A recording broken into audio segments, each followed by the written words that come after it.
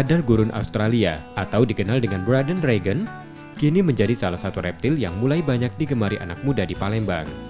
Daya tariknya dari corak warna kulit serta jinak membuat reptil ini banyak dipelihara. Noval salah satunya, seorang mahasiswa di Palembang. Ia tak hanya memelihara, juga beternak kadal gurun Australia.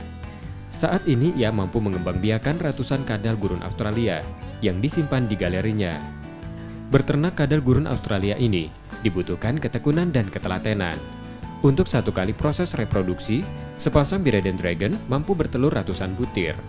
Peminatnya ini sebenarnya semua umur ya. Ada kadang yang datang anak-anak, bapak-bapak, ibu-ibu, atau juga remaja-remaja juga banyak gitu yang mengisi waktu luang. Karena pemeliharaannya ini nggak merepotkan gitu, jadi nggak menyita waktu pemeliharaannya. Simple, sangat simple. Potensi penjualan kadal gurun Australia ini makin menjanjikan karena banyak peminatnya, membuat harganya cukup tinggi. Satu ekornya dibanderol mulai Rp750.000 hingga Rp12 juta. Awalnya sih hobi. Hobi. Lihat-lihat di YouTube, cari referensi, tidak tahu. Suka sama Braden Dragon ini. Jadi beli ya? Iya.